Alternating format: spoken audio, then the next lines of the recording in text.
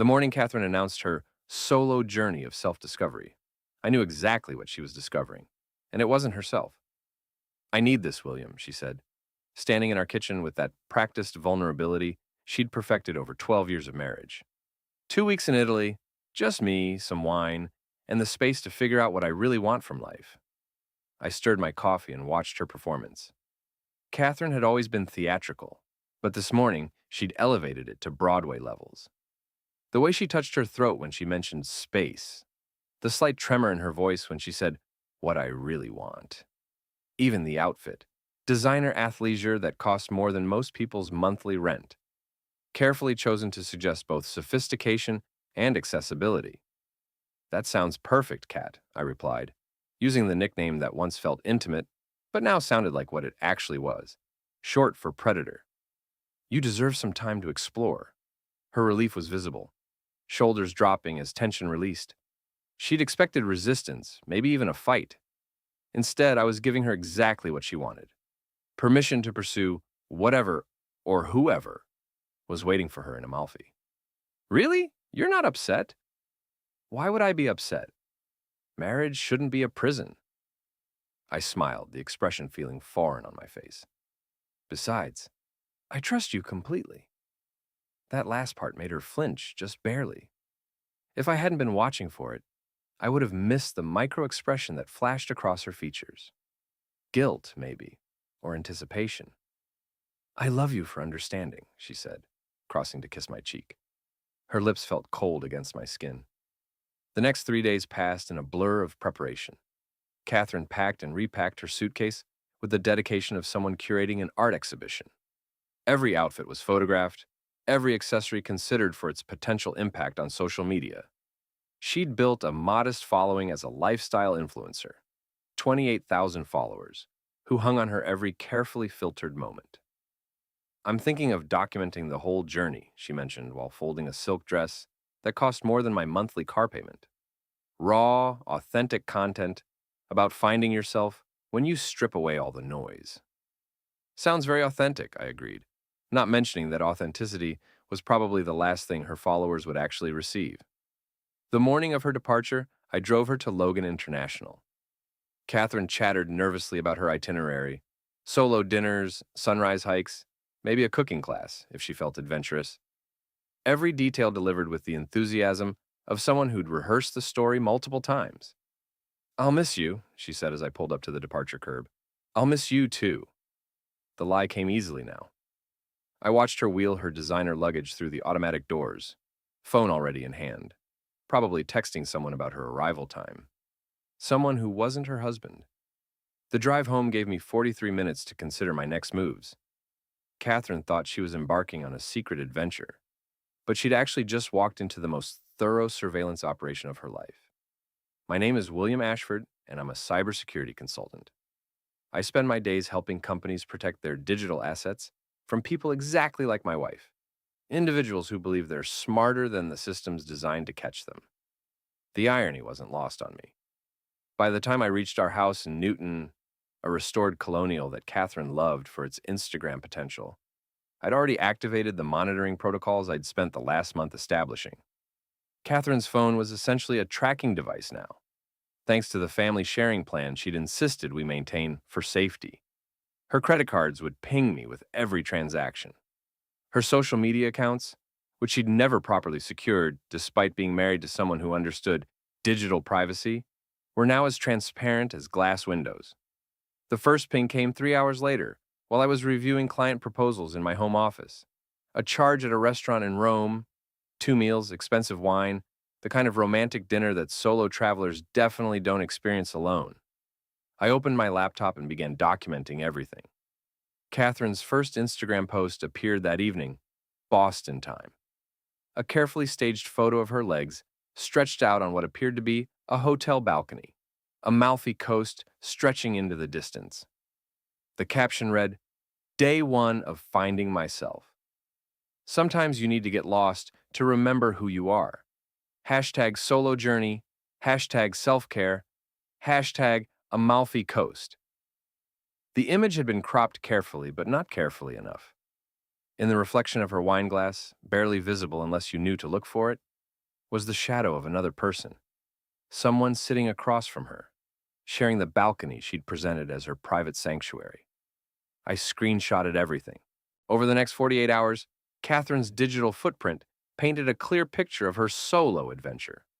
Restaurant charges for two, hotel spa services booked in pairs, a wine tasting tour that explicitly required couples participation. The breakthrough came on day 3, when she posted a sunset photo with the caption, "Nothing beats Italian sunsets, especially when you have time to really appreciate them." Hashtag grateful, hashtag solo vibes. The photo showed her hand holding a glass of wine against the golden hour sky. But there was another hand in the frame, masculine, wearing an expensive watch I didn't recognize, fingers intertwined with hers. I spent 2 hours enhancing the image, using software that could extract details most people would never notice. The watch was a Rolex Submariner, retail value around $15,000. The hand showed a distinctive scar across the knuckles and a college ring from Harvard Business School. A reverse image search on her tagged locations led me to other social media accounts from the same restaurants and hotels. One profile kept appearing. Gregory Thornton, 42 years old, divorced venture capitalist from Boston. His own Instagram showed him in the same locations at the same times, though he'd been more careful about not including Catherine in his shots. Until day 4, when his guard slipped. Gregory posted a photo of his breakfast, artisanal pastries and espresso at a cafe overlooking the Mediterranean. In the background, barely in focus, was Catherine. She was wearing the yellow sundress she'd specifically mentioned packing for special occasions, though she'd told me the only special occasion would be treating herself to nice dinners alone. I had everything I needed, but I kept documenting. Every charge, every post, every digital breadcrumb that proved my wife's solo journey was anything but solitary. On day 6, Catherine called me via WhatsApp video. She looked relaxed, tanned, happy in a way I hadn't seen in months. "How's the soul searching going?" I asked, noting the hotel room behind her. Clearly expensive, clearly romantic, clearly not the modest accommodation she'd described. "It's exactly what I needed," she said. "I'm remembering who I am when I'm not defined by anyone else's expectations." "That's wonderful. Any interesting discoveries?" "Just that I'm stronger than I thought, more independent. It's amazing what you can accomplish when you're truly alone with your thoughts." Behind her, I could see 2 wine glasses on the table. Both had been used recently, lipstick marks on one, none on the other. "I'm proud of you for taking this time," I said. "Everyone deserves to explore their authentic self. You're the best husband in the world for understanding this. I try to be supportive of your journeys, wherever they might lead." After the call ended, I sat in my office for a long time, staring at the wall of evidence I'd compiled. Printed photos, credit card statements, social media screenshots, location data, everything arranged with the methodical precision I use for cybersecurity audits. Catherine thought she was having a secret affair. What she was actually doing was creating a comprehensive documentary of her own betrayal, one digital footprint at a time. My phone buzzed with a text from my sister Rita. "How's the Grieving Widower Act going?" Rita was the only person who knew what Catherine was really doing in Italy. She'd been suspicious of my wife for months, pointing out inconsistencies in stories, noting how Catherine's girls' nights had become more frequent and secretive. "Evidence collection phase nearly complete," I texted back. "And the divorce papers?" "Meeting with Douglas tomorrow." Douglas Whitmore had been our family attorney for 8 years. He'd handled our house purchase, our wills, various business contracts. Now he'd be handling the dissolution of our marriage, armed with enough evidence to make Catherine's claims to half our assets laughable. That night I stood in our bedroom, soon to be just my bedroom, and considered the strange calm that had settled over me. Most men discovering their wives' affairs experienced rage, heartbreak, the desire for confrontation. Instead, I felt like a cybersecurity analyst who'd just uncovered a major breach. The emotional impact would come later. Right now, I had work to do. Catherine's solo journey had 5 more days to run. which gave me 5 more days to prepare for her return and for the performance she'd undoubtedly rehearsed. The confused wife, uncertain about her marriage, seeking reassurance from a husband who would supposedly beg her to stay. She had no idea that her audience had already left the theater. Douglas Whitmore's office occupied the top floor of a restored brownstone in Back Bay, the kind of address that suggested both discretion and competence. I'd been there many times over the years, usually for pleasant business, reviewing contracts, updating wills, handling the legal minutiae of a successful marriage. This visit felt different. William, Douglas said, rising from behind his mahogany desk. At 62, he maintained the bearing of someone who'd spent decades navigating Boston's legal waters without losing either his integrity or his sense of humor. I have to say, your call yesterday was unexpected. Life has a way of surprising us, I replied, settling into the leather chair across from his desk. I assume you've had time to review the materials I sent? Douglas gestured to a thick folder beside his computer. I've been practicing family law for 34 years, and I've rarely seen documentation this thorough. You've essentially created a minute-by-minute reconstruction of your wife's activities. Occupational hazard. When you spend your career tracking digital footprints, you develop certain skills. The question is whether you want to use these skills to save your marriage or end it. I'd been dreading this conversation, not because I was uncertain about my decision, but because Douglas had known Catherine almost as long as I had. He'd watched us buy our first house, had dinner at our table, celebrated our anniversaries. In his mind, we were probably one of those couples who'd weather this storm and emerge stronger. I want to end it, I said, cleanly, quickly, and with minimal financial exposure. Douglas opened the folder and began reviewing the contents. Credit card statements showing charges in Italy that contradicted Catherine's claimed itinerary. Social media posts that revealed the presence of a companion she'd never mentioned. Location data that proved she was never alone during her solo journey. This is certainly compelling evidence of adultery, he said finally. But Massachusetts is a no-fault divorce state. Proving infidelity doesn't necessarily impact property division or alimony. What about fraud? Explain. She used our joint credit card to finance this affair. She lied about the purpose and nature of the trip. She's been using marital assets to pursue a relationship that directly undermines the marriage. Douglas leaned back in his chair, considering. That's a more interesting argument. Financial deception in service of adultery could potentially be construed as dissipation of marital assets. How long would the process take? If she contests it, 12 to 18 months, potentially longer if she fights the financial aspects. And if she doesn't contest it? 6 months, assuming we can reach an agreement on property division. I smiled. I don't think she'll be in a position to contest much of anything. Douglas raised an eyebrow, but didn't ask for clarification. He'd been practicing law long enough to recognize when a client had additional strategies in development. I'll need you to draft the papers for service upon her return, I continued. I also want to explore options for immediate financial protection. Freezing joint accounts, establishing temporary support arrangements, that sort of thing. William, I have to ask, are you certain this is the path you want to pursue? Marriage counseling, mediation, even a trial separation might— Douglas, I interrupted gently. She's not just having an affair. She's documenting it on social media while lying to my face about finding herself. This isn't a woman who's confused or conflicted. This is someone who's made deliberate choices and is now performing uncertainty to manipulate my response. He nodded slowly. In that case, let's discuss strategy. We spent the next 2 hours reviewing options, timelines, and potential complications. Douglas would draft the divorce papers for service upon Catherine's return. We'd file for immediate temporary orders regarding financial accounts and property access. Most importantly, we'd prepare a comprehensive response to whatever narrative Catherine planned to present. One more thing, I said as our meeting concluded. I want to minimize the emotional theater. Whatever story she's prepared, whatever performance she's rehearsed, I want to deflate it before it begins. Meaning, I want her to understand that I've known about everything from the beginning, that her dramatic uncertainty is unnecessary, Because the decision has already been made. Douglas smiled grimly. That's either very wise or very dangerous.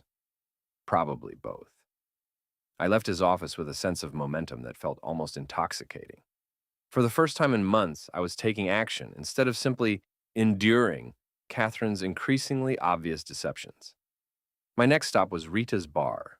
The Rusted Nail occupied a corner building in Southie that had been serving drinks to working-class Boston for 60 years. Rita had bought it 3 years ago when the previous owner retired, transforming it from a neighborhood dive into something that maintained its authenticity while attracting a more diverse clientele. I found her behind the bar, reviewing inventory sheets while the lunch crowd nursed beers and watched baseball on the mounted televisions. Well, she asked without looking up. Papers will be ready by Friday. Good. And the evidence? Overwhelming. Douglas said it was the most thorough documentation he'd seen in 34 years of practice. Rita finally looked at me, her expression mixing satisfaction with concern. You know she's going to lose her mind when she realizes you've been watching her every move. That's the point. William, I love you, but sometimes your analytical approach to everything makes me nervous. This isn't a cybersecurity breach you're patching. This is your marriage ending. My marriage ended the moment she boarded that plane with someone else's itinerary. Rita poured 2 cups of coffee from the pot she kept behind the bar. Tell me about this Gregory character. I pulled out my phone and showed her the profile I'd compiled. Gregory Thornton, 42, venture capitalist, divorced 2 years ago. His ex-wife got half his assets and a restraining order. Restraining order? Harassment, stalking, financial manipulation. Apparently, he doesn't handle rejection well. Sounds like a prize? How did Catherine meet him? Best guess, her yoga studio. He's been posting from there for months, always tagging the same instructor Catherine follows. Lila's place? I nodded. Lila Foster ran a boutique yoga studio in Cambridge that catered to affluent professionals seeking both physical fitness and social networking opportunities. Catherine had been attending classes there for 6 months, initially claiming she needed stress relief from her influencer work. Lila's been encouraging this whole thing, Rita continued. I ran into her last week at Whole Foods, and she was practically glowing about Catherine's journey of self-discovery. Said it was inspiring to watch a woman prioritize her authentic self. Her authentic self apparently requires expensive hotels and someone else's husband. Ex-husband. You said he was divorced. Divorced, but not available. He's been seeing a therapist named Dr. Sarah Martinez for the past year. According to his social media, they've been exploring connection and building something meaningful. Rita stared at me. You're telling me Catherine is having an affair with a man who's already in a relationship? It gets better. Dr. Martinez doesn't know about the Italy trip. Gregory told her he was attending a business conference in Chicago. So he's lying to both of them. Professional liars tend to be equal opportunity deceivers. Rita shook her head.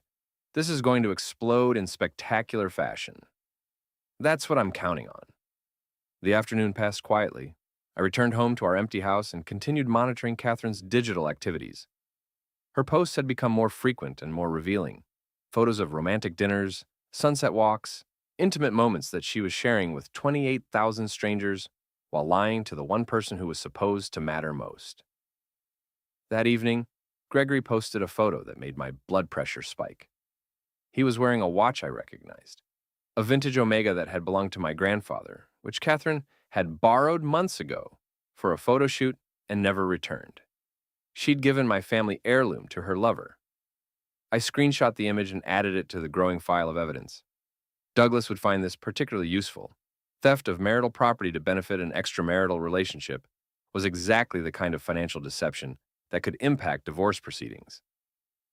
My phone rang at 8:30. Catherine, calling from what appeared to be a restaurant terrace overlooking the Mediterranean. Hi, honey. I'm having the most amazing dinner. The pasta here is incredible.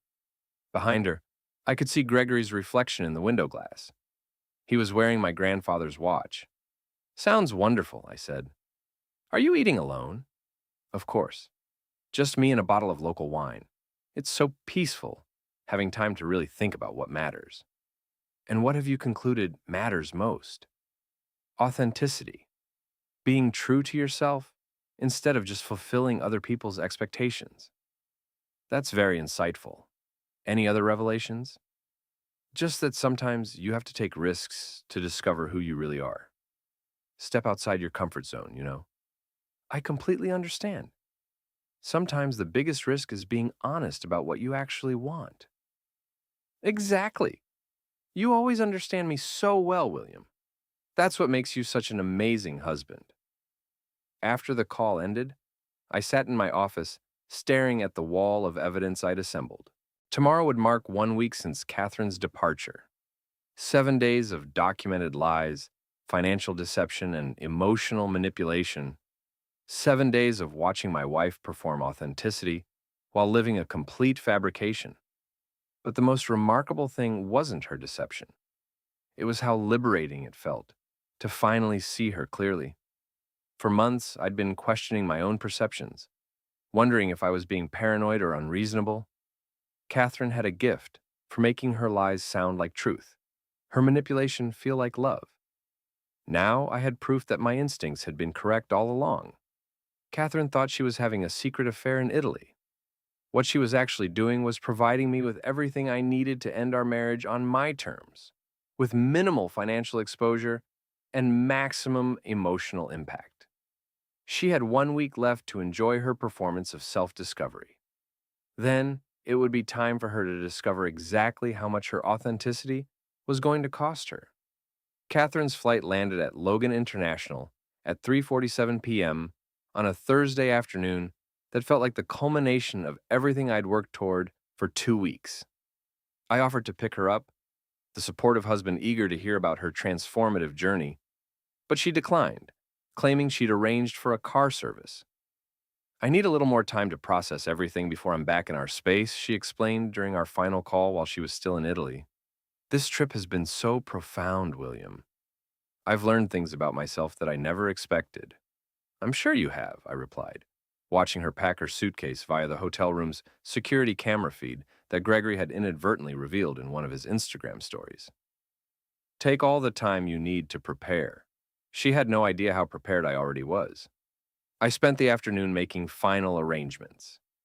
The divorce papers sat in Douglas Whitmore's office, ready for service the following morning. Our joint bank accounts had been legally frozen pending the filing of temporary orders. Catherine's credit cards, the ones she'd used to finance her romantic Italian getaway, had been canceled and replaced with new cards that would arrive at Douglas's office rather than our home. Most importantly, I'd spent the morning removing my personal belongings from our shared spaces. Not everything, I wasn't moving out, but the items that mattered most to me, things that held sentimental value or financial significance. My grandfather's watch was gone, but Catherine would return to find that many other meaningful objects had been relocated to secure storage. At 6:15 p.m., I heard her key in the front door. "William, I'm home." Her voice carried that particular theatrical quality I'd learned to recognize over the past 2 weeks. Bright, slightly vulnerable, designed to convey both exhaustion and enlightenment. She was preparing to deliver the performance she'd been rehearsing. The confused wife, uncertain about her future, seeking guidance from a husband who would supposedly beg her to stay. I remained in my office, finishing an email to a client. Let her come to me. William? Footsteps on the stairs, the sound of her heels clicking against the hardwood floors we'd refinished together 3 years ago. Are you up there? In the office, I called back. She appeared in the doorway wearing the yellow sundress from Gregory's breakfast photo, her skin tanned and glowing, her hair styled in the effortless waves that actually required considerable effort to achieve. She looked beautiful, radiant even, in the way that women often do when they're living double lives successfully. Hi, she said softly, leaning against the doorframe. Welcome home. How was the flight? Long, but good. I had a lot of time to think. I saved my document and turned to face her fully. And what conclusions did you reach? Catherine moved into the room, her movements careful and deliberate. She'd choreographed this moment, I realized. Every gesture, every pause, every inflection designed to maximize emotional impact. William, I need to be honest with you about something. I appreciate honesty. This trip, it changed me. I discovered things about myself that I didn't expect to find. She perched on the edge of the chair across from my desk, close enough to maintain intimacy, but far enough to suggest uncertainty. Classic body language for someone preparing to deliver devastating news while maintaining plausible deniability. What kind of things? I asked. I'm really not sure about us anymore. There it was, the line she'd been practicing, delivered with just the right combination of vulnerability and strength. She was waiting for my desperate reaction, the pleading and bargaining that would confirm her power and justify whatever decision she'd already made. Instead, I smiled. Actually, Catherine, I already signed the divorce papers this morning. She completely froze. For perhaps 10 seconds, she remained perfectly still, her expression locked in the vulnerable uncertainty she'd been performing. Then, reality began to penetrate, and I watched her face cycle through confusion, disbelief, and finally something approaching panic. What? She whispered. I said I signed the divorce papers this morning. Douglas Whitmore has them ready for service. I was just waiting for you to return so we could handle this properly. I don't understand. I think you understand perfectly. You went to Italy with Gregory Thornton. You've been having an affair for months, probably since you started attending Lila's yoga classes.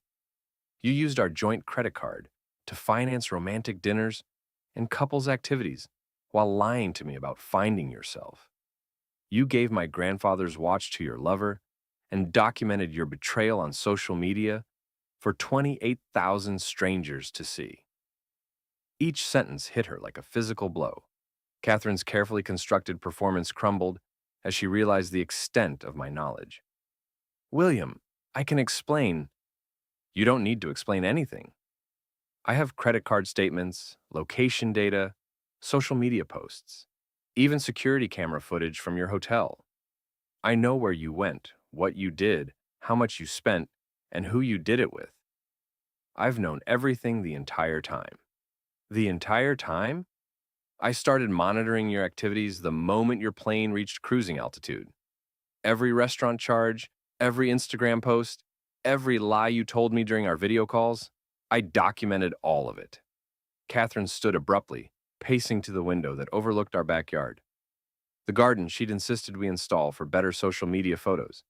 The outdoor furniture she'd selected for entertaining friends who'd stopped visiting months ago. You were spying on me? I was protecting myself from a wife who was using marital assets to finance an affair while lying to my face about self-discovery. I never meant for this to happen. You booked hotel rooms for 2 people, Catherine. You participated in activities that explicitly required couples. You gave my family heirloom to another man. Every single action was deliberate and premeditated. She turned back to face me, and I could see her mind working, searching for some angle that might salvage the situation. Catherine had always been skilled at manipulation, at finding ways to make her choices seem like unfortunate circumstances rather than deliberate decisions. William, please, we can work through this. Marriage counseling, therapy, whatever you need. What I need is a divorce, which fortunately I've already arranged. You can't be serious. I'm completely serious. The papers will be served tomorrow morning. Our joint accounts are frozen. Your credit cards have been canceled. I've arranged for temporary financial support through the court, so you won't be destitute, but your access to marital assets is now limited and monitored. Catherine sank back into the chair, the reality of her situation finally penetrating. How long have you been planning this? I started planning it the moment I realized your solo journey wasn't actually solo. And you just let me continue? I wanted to see how far you'd go, how elaborate the lies would become, how much evidence you'd create of your own deception. That's cruel. What's cruel is lying to your husband's face while using his money to romance another man. What's cruel is performing uncertainty about your marriage when you've already made your choice. What's cruel is making me question my own perceptions while you document your betrayal for social media. Catherine began crying, not the gentle tears of genuine remorse, but the frustrated sobs of someone whose carefully planned manipulation had backfired spectacularly. I love you, William. I know this looks bad, but I do love you. You love the security I provide. You love the lifestyle our marriage enables. You love having a supportive audience for your performances, but you don't love me, Catherine. If you loved me, you wouldn't have spent 2 weeks in Italy with Gregory Thornton while lying about finding yourself. It wasn't supposed to mean anything. Then why document it so thoroughly? Why share romantic moments with 28,000 strangers? Why give him my grandfather's watch? She had no answer for that.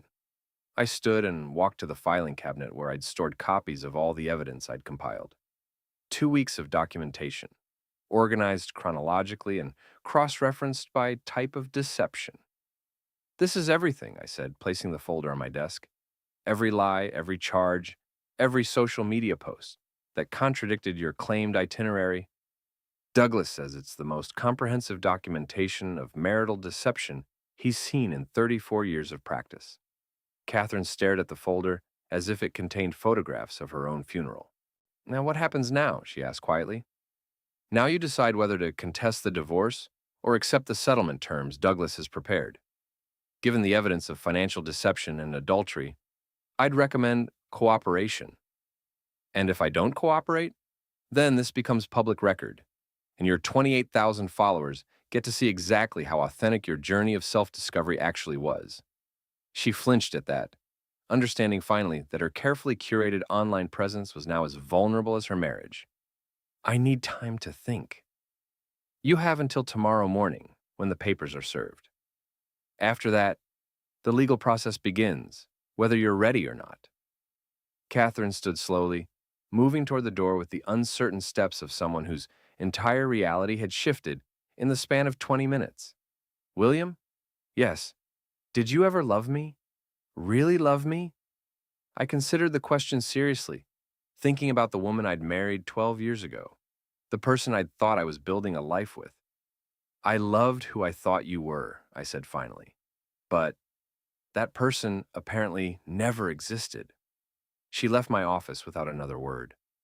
I heard her moving around the house for the next hour, opening drawers, checking closets, probably looking for signs of my preparation that she'd missed. Eventually, the front door opened and closed, followed by the sound of a car starting in our driveway. Catherine was gone, and for the first time in months, our house felt peaceful. I returned to my computer and opened the email I'd been drafting to my largest client, a financial services firm that needed their security protocols updated before.